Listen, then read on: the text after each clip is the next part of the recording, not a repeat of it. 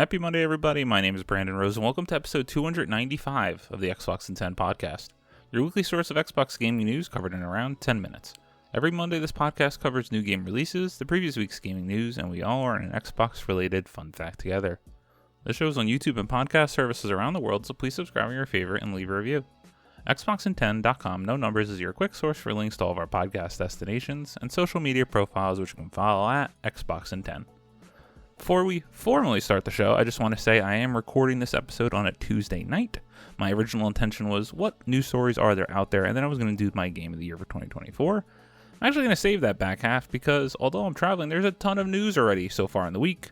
So anything we miss, we'll catch up at the next show. But apologies and thank you for understanding. To start, let's talk game releases.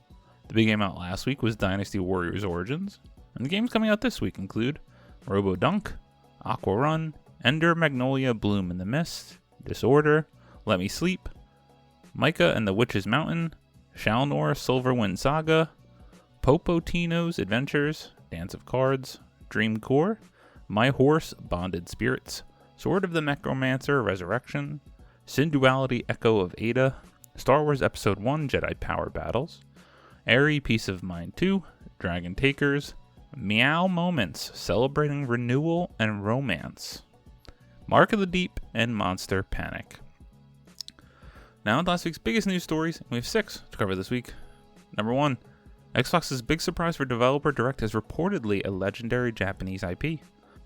Fraser Gilbert at Pure Xbox writes, "We are just over a week away from the Xbox Developer Direct event for 2025, and speculation has been rife ever since it was announced about what the surprise game might be in the show. Well, apparently we now have some hints. Windows Central is reporting today that the surprise game is expected to be, quote, a new entry in a legendary Japanese IP which has decades of history, end quote. It said that the revival should make a lot of fans happy in the process. Quote, there's also a mysterious fourth game, and I won't spoil what it is, but our sources indicate that it is a new entry in a legendary Japanese IP which has decades of history and should make a lot of fans happy, end quote. There's now even more speculation floating around what this game might be, with predictions including things like Resident Evil, Ninja Gaiden, Persona, and a whole lot more. Ultimately, there's a lot of possibilities here.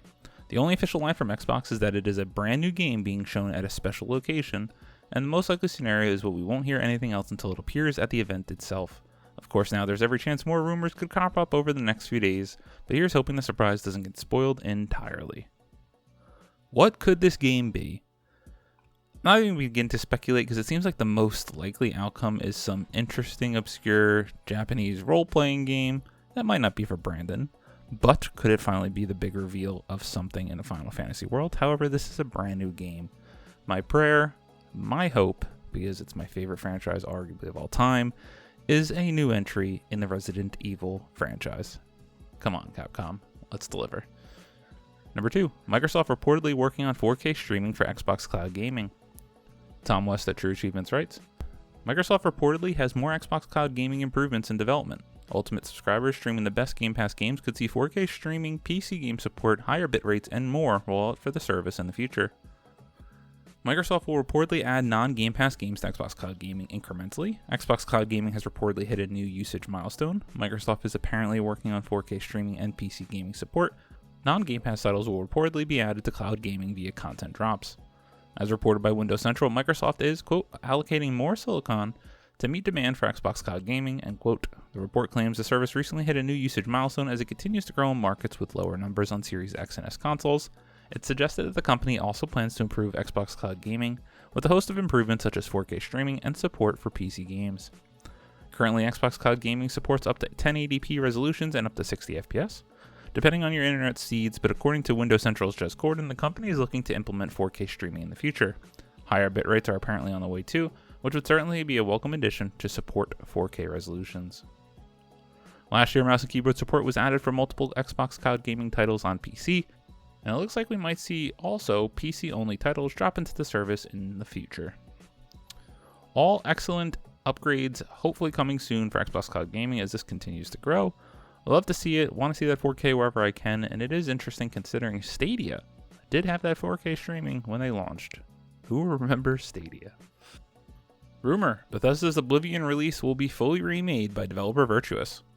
Ben Carey at Pure Xbox writes, In recent months, we've heard multiple rumors about a modern release of The Elder Scrolls IV Oblivion. It's not been clear whether the new version of the game will be a remaster or a full remake, but a new report today has suggested that Bethesda is going down the full remake route with this re-release. Outlet MP First has apparently found an ex-developer's website which tells us a lot more about this Oblivion remake than any other public information so far. The site hasn't outed which virtuous dev this comes from, but it seemingly reveals that the team is making proper gameplay changes to the new version of Oblivion. The undisclosed site reveals that the game will be, quote, fully remade, end quote, in Unreal Engine 5, and the page also reportedly mentions 6 areas that will be spruced up. These are, quote, stamina, sneak, blocking, archery, hit reaction, and HUD, end quote. MP First goes into a bit more detail about what it's unearthed. Quote, for the blocking system, ideas to improve it were taken from Souls-like and Act games. We're not sure which games these refer to, but our guess is the Assassin's Creed Ezio trilogy, as the original system was considered too boring and frustrating. The sneak icons are now highlighted in the improved sneak system, and the damage calculation methods were reworked. The stamina system was modified to be less frustrating for the player, making the knockdown that occurs when stamina is depleted more difficult to activate through changes in calculation methods. The HUD was changed to make it easier to understand and more aesthetically appealing to young players. Hit reactions were also added to improve the response to damage inflicted on the player and NPCs. Finally, archery was improved to make it more playable and modern in both third and first-person viewpoints, end quote. Ultimately, we have not seen the original webpage in question and cannot confirm these details yet, but MP First seems pretty confident in this information. Where there's smoke, there's fire, and we keep talking about this. Last week, if you recall, I expected this to be that surprise announcement at the Developer Direct, but now that contradicts the first one we were talking about as being a legendary Japanese IP with decades of history. Not this, and I was surprised if this was going to be the added game because we are such a loaded year with Western RPGs already in The Outer Worlds 2, Avowed, and Fable, which are all slotted for 2025. Hopefully we do find out more about this game soon, as we've been hearing about it for now forever. Number 4, Bungie's MOBA will take inspiration from Smash Bros, it's claimed. Jordan Midler at Video Game Chronicle writes, Gummy Bears is now being led by a new PlayStation studio. Gummy Bears, a MOBA that was previously in development at Bungie before being spun off to a new PlayStation studio, will reportedly take inspiration from the Smash Bros franchise. Little is known about Gummy Bears other than what can be gleaned from concept art released from the studio. Previously, Gummy Bears was in development alongside Marathon, Bungie's shooter revival. In a new report, the Game Post claims that Gummy Bears is described as a team-based competitive MOBA, which is planned to be aimed at a younger audience with brighter, more vibrant art style. This game is described as having lo-fi and cozy vibes.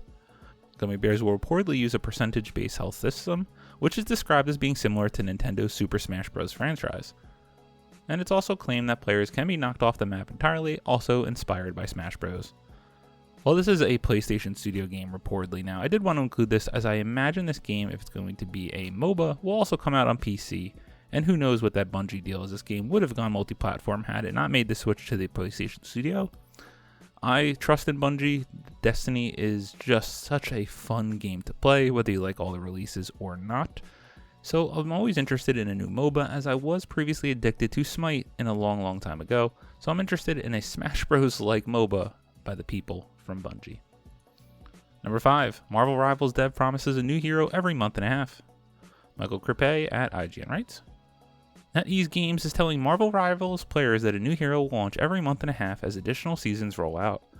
The studio's creative director, Go-Young Chen, clarified that the team's post-launch plans during an interview with Metro. He doesn't mince words, promising to release a playable character every half season. That equals out to at least one new hero every month and a half, or roughly every 6 weeks. Quote, every season will be rolling out fresh seasonal stories, new maps, and new heroes. We'll actually be breaking down each season into 2 halves, end quote, Chen said. Quote, the length of one season is 3 months, and for each half of the season we will introduce a new hero. We just eventually want to continue to enhance the experience and, keep everyone excited in our community, end quote.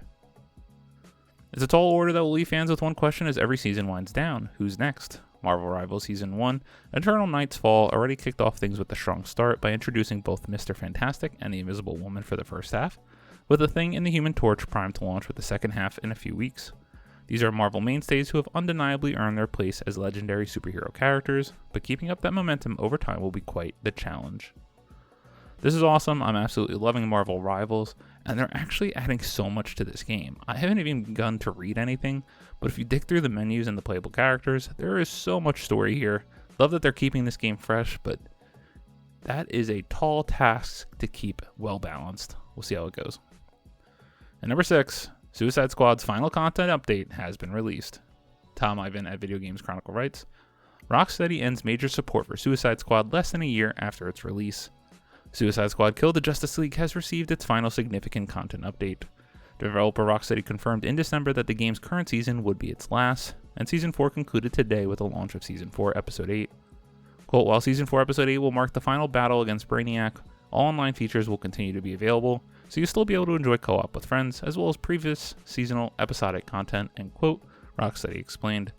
Players can also choose to play the game via its recent released offline mode, which offers access to the main story campaign, and all post-launch seasonal gameplay content without an internet connection. Following several delays, Suicide Squad was released last February to a mixed critical reception and proved to be a commercial failure, with publisher and Rocksteady owner Warner taking a $200 million loss on the game. Crazy, but wanted to highlight this as this has finally come to an end after a long and disappointing journey.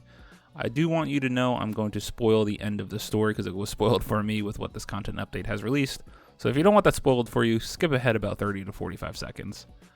But guess what? I guess the final cutscene in the game revealed that they were not fighting the actual Justice League the whole time, and that they were fighting clones, so that means the actual Batman, I guess, from the Arkham universe is still alive.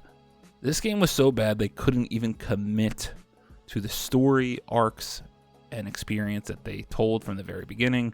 They double backed on it. What a just colossal failure, in my opinion. As always, we end our show with a fun fact about Xbox, so credit to Craig, Reed, and Fraser Gilbert over at Pure Xbox, as I liked their story for the 15 biggest open-world games coming to Xbox in 2025, so we all have a little something to look forward to. Did you forget GTA 6 is coming out this year? It's at least slated for 2025. We also have Elden Ring Night Reign, Fable, Kingdom Come Deliverance 2, Avowed, Monster Hunter Wilds, Borderlands 4, The Outer Worlds 2, Mafia the Old Country, Subnautica 2, Like a Dragon Pirate Yakuza in Hawaii, Dying Light the Beast, Jurassic Park Survival, Assassin's Creed Shadows, and Light No Fire. There is just a ton of games coming out this year. Don't know how I'm going to find the time. Don't really know how anyone finds time, but nonetheless, very excited for this coming season. And the game I'm most intrigued about and want to see more of, personally, is that Fable reboot. I played a couple hours of the first one a year or so ago.